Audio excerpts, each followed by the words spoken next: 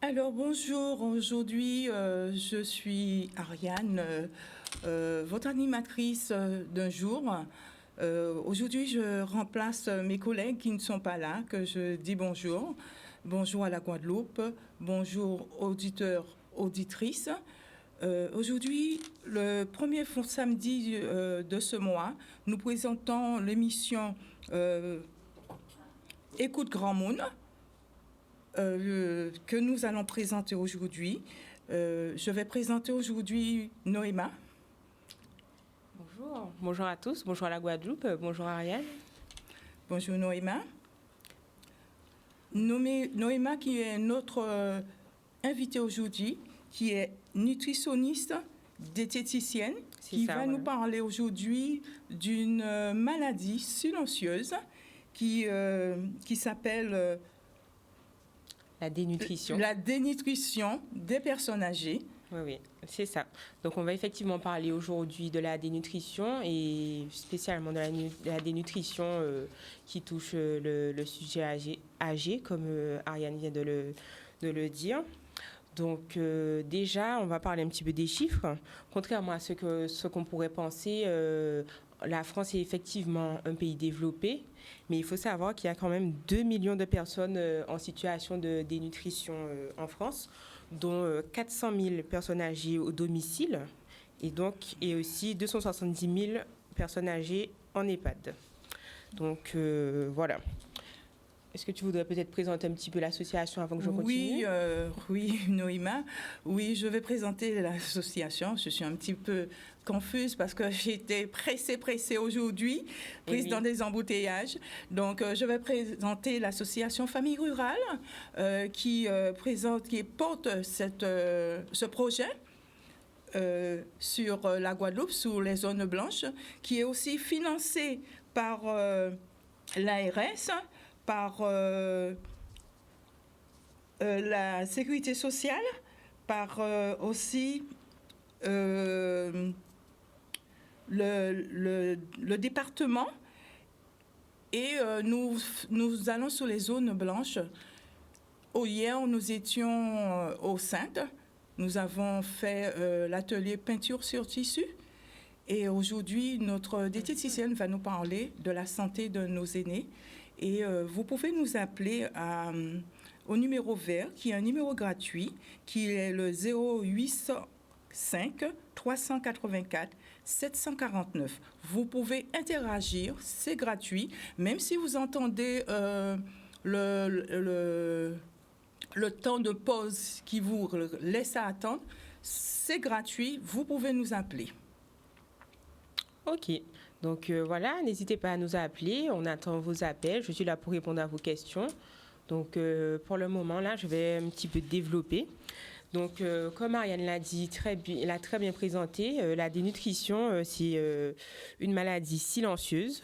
Donc effectivement, tout le monde peut être concerné, hein. Donc ça peut être enfants, adultes, personnes âgées et aussi personnes en surpoids ou aussi en obésité. Donc vraiment, tout le monde peut être concerné. Ensuite, alors, pour avoir vraiment une définition type de la dénutrition, c'est qu'on ne mange pas assez par rapport à ses besoins nutritionnels. Parfois, donc, du coup, sans s'en rendre compte. C'est vraiment ce qu'on appelle un déséquilibre de la balance énergétique. Donc voilà, on a un défaut d'apport en nutriments, en énergie, toujours par rapport à nos besoins. Donc voilà, on perd du poids involontairement, des muscles et de la force. Donc voilà, c'est ça le résumé un peu de la maladie, de la dénutrition. Donc les critères de diagnostic de cette maladie, donc on est du coup dénutri si on perd 5% de son poids en un mois, 10% de son poids en 6 mois, ou si aussi l'indice de masse corporelle est inférieur à 18,5 et inférieur à 21 après 70 ans. Donc voilà, pour les personnes âgées de plus de 66 ans, On prend la fourchette un peu plus haute à l'IMC à 21. Donc, voilà.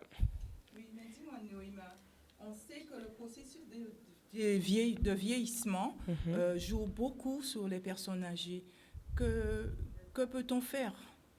Donc effectivement, ça joue beaucoup sur le processus, le vieillissement, etc.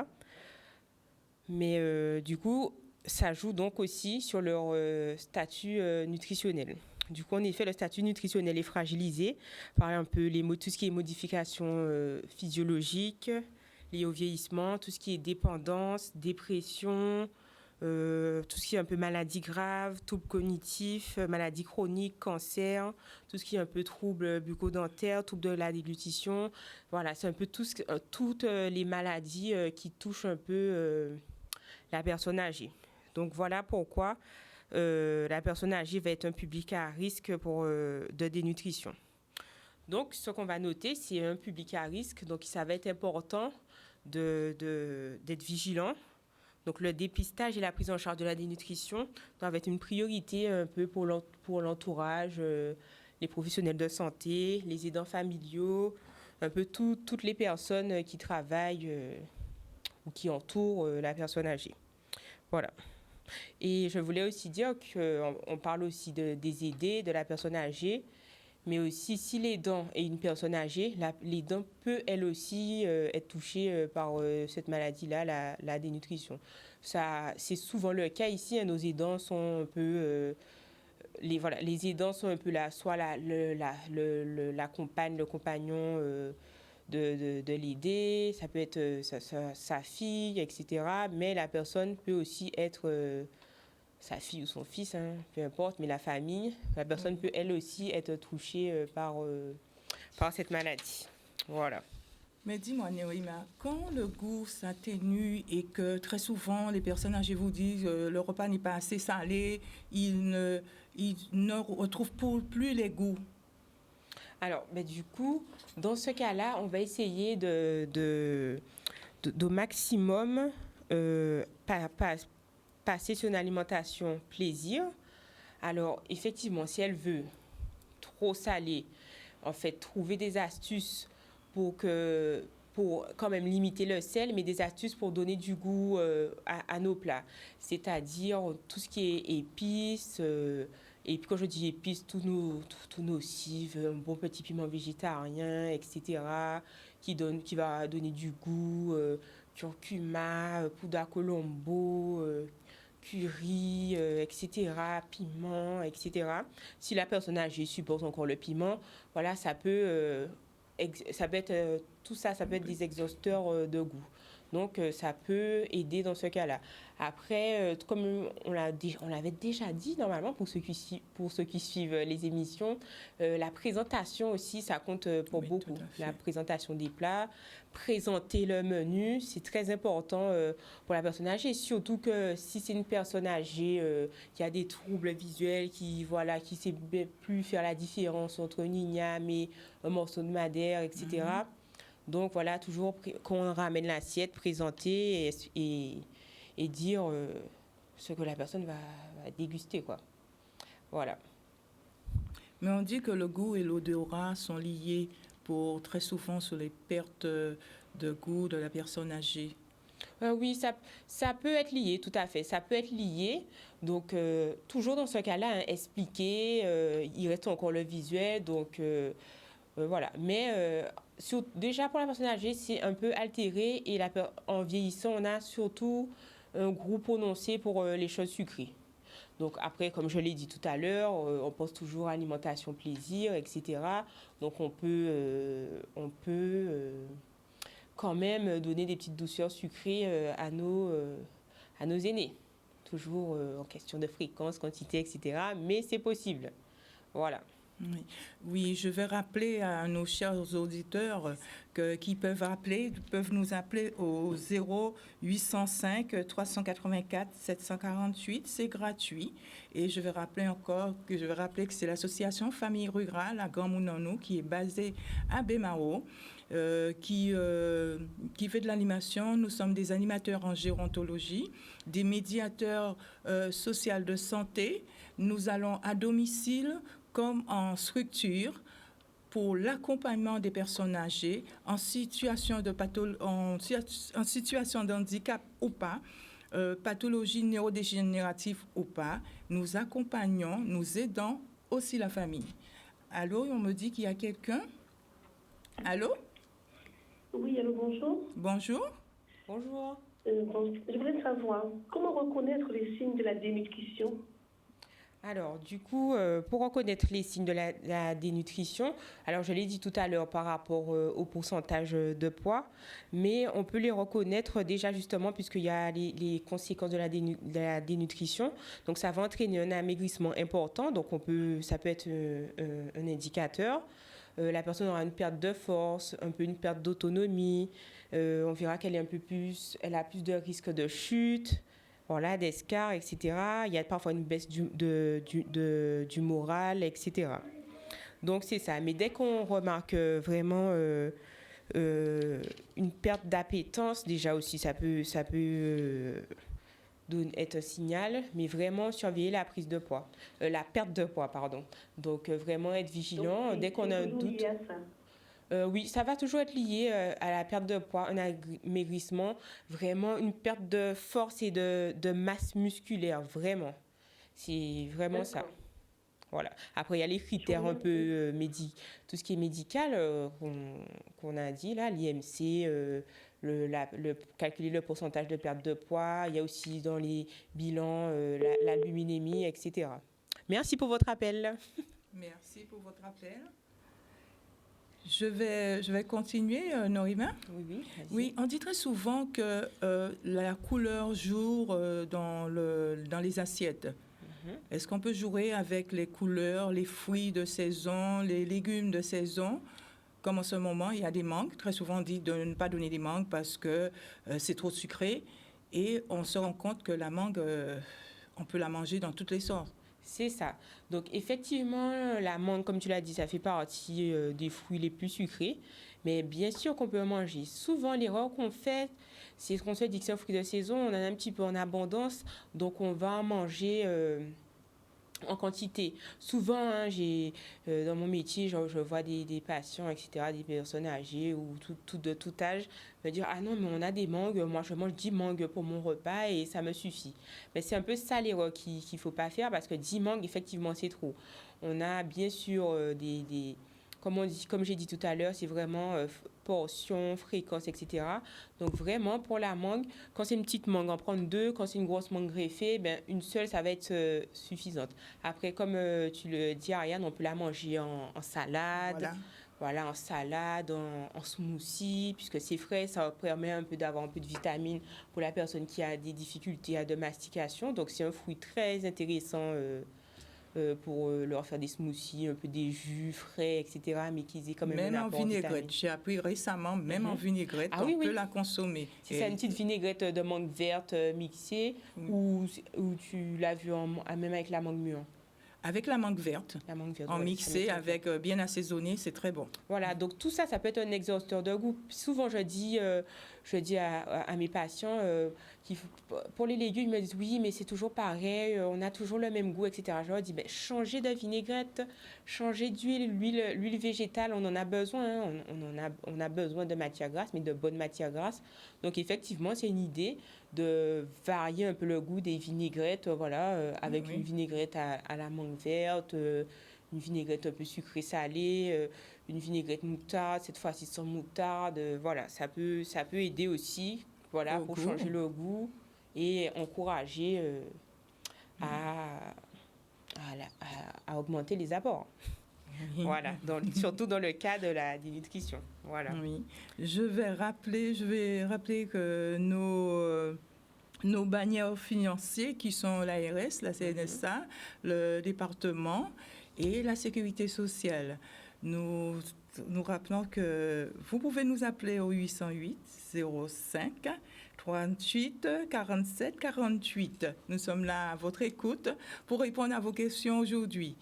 Donc, nous parlons de la dénutrition.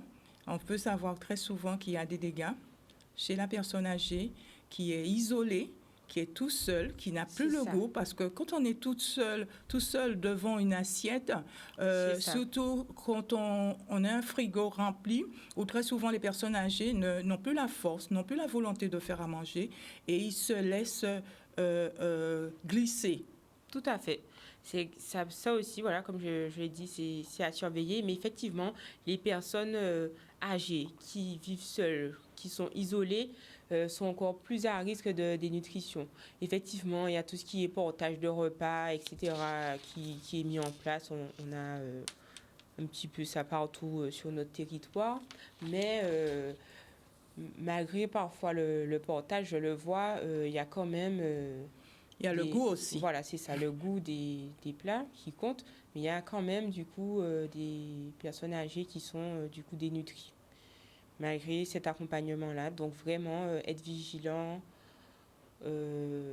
surveiller, etc. Mais justement, j'attendais un appel de nos téléspectateurs qui m'auraient posé la question comment essayer de prévenir cette maladie. Oui, mais justement, s'il n'y en a pas, comment prévenir cette maladie? Ben oui, Que faire? c'est ça. Quels sont les signes?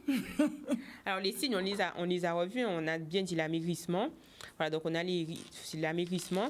Et du coup, voilà, donc tout ce qui va être conséquence un peu de cet amaigrissement, ça va être voilà, la perte de force, la perte d'autonomie, risque de chute, d'escarre, baisse de morale, risque d'infection, puisqu'on est Oui. dénutri, on n'a pas tous les nutriments qu'il nous faut, donc on est un peu plus à risque. Baisse du moral et dans les pires cas, bien sûr, décès, hein, parce qu'on peut bien sûr mourir de cette maladie. Oui. Donc voilà. Donc du coup, pour répondre à la deuxième question, donc comment vraiment prévenir la dénutrition? Voilà, quand on a passé un petit peu l'âge, on est autour de 70 ans, on peut surveiller, voilà, pour ne pas être dénutri. Donc en premier, bien sûr, ça va passer par le fait de bien s'alimenter. Donc avec toujours les 3 repas principaux et en plus un goûter, une collation, voilà, pour toujours un peu augmenter les apports. Vraiment, la personne âgée mange un petit peu en petite quantité.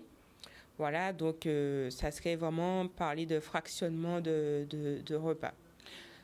Et moi, je pensais aussi, mais il y a aussi l'autonomie, le maintien de l'autonomie, le physique. C'est Très ça. souvent, les gens ont tendance à ne pas, je l'ai vu hier, j'étais enceinte, les gens ne veulent pas sortir de chez eux. Oui, il me semble qu'il y a quelqu'un. Allô? Allô? Oui, bonjour. Je me présente. Je suis Madame Nomède, j'habite au Gauzet.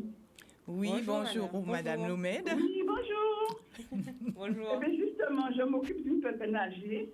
Et effectivement, quand je lui donne à manger, parfois elle me dit que le repas n'a pas de goût, elle n'arrive pas à manger, alors parfois, quoi faire? Que le repas n'a pas de goût et qu'elle n'arrive pas à manger. Alors, justement, on va surtout retenir, puisqu'on a déjà parlé un petit peu du goût, donc comment un petit peu agencier pour qu'elle mange par rapport au goût. On a parlé des épices, on peut préférer les aliments qu'elle aime sur ce moment-là, lui demander ce qu'elle a envie de manger, peut-être comment elle aurait aimé le préparer. Peut-être que ce jour-là, vous avez fait un poisson en blaf, mais elle aurait préféré en court bouillon, elle aurait préféré griller. Donc, jouer un petit peu sur ça. Et ensuite, quand elle dit qu'elle veut pas manger, se poser la question de pourquoi. Est-ce qu'il y a un problème, par exemple, j'y allais y venir, un problème bucco-dentaire, un trouble voilà, de la déglutition. Est-ce qu'il y a un problème mécanique, comme on dit, qui en diminuerait l'envie de manger. Donc voilà, on a mal aux dents, ça fait mal quand je mange, donc j'ai pas envie. Mon dentier n'est plus... mon dentier n'est plus adapté, donc voilà, ça empêche de manger, tout ça.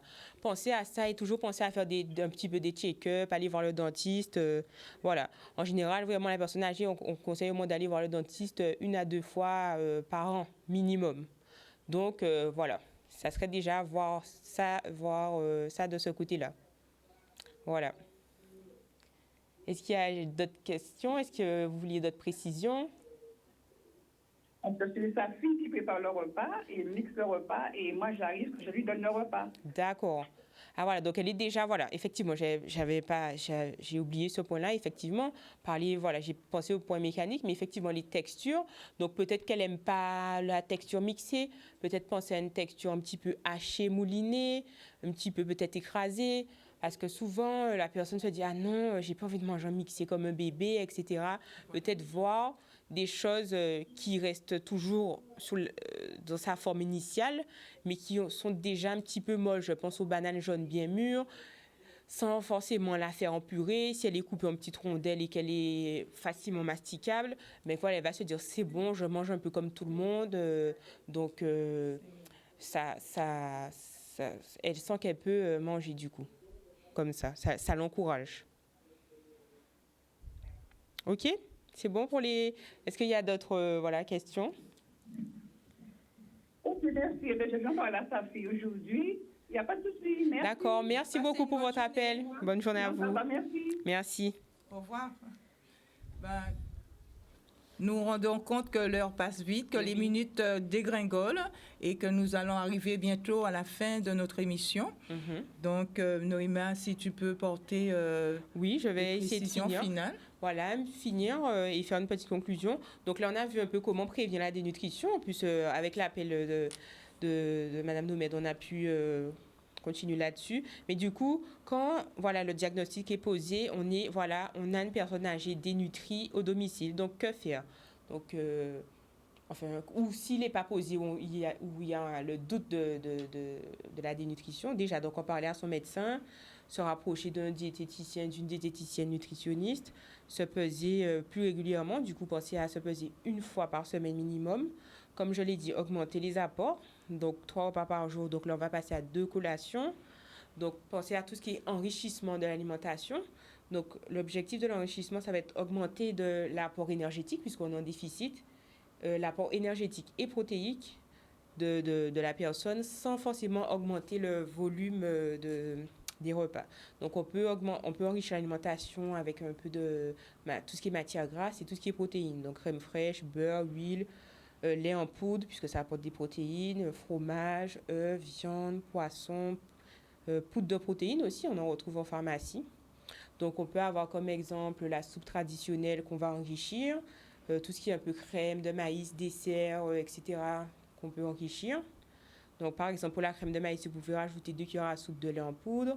La soupe traditionnelle, rajouter un peu de viande, de fromage, de crème, etc.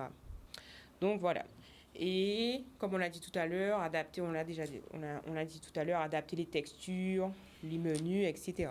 Et si ce n'est pas suffisant, bien sûr, la personne peut être supplémentée en complément nutritionnel oraux. Donc, voilà. Du coup, vous allez bien retenir donc, les points d'alerte. La prise de moins de 3 repas par jour, si la personne a des assiettes non terminées, si le vêtement commence à flotter, si le frigo reste vide et la nourriture reste dans le frigo, s'il y a une perte involontaire, vous remarquez une perte involontaire de plus de 3 kilos, comme ça doit vous alerter. D'accord?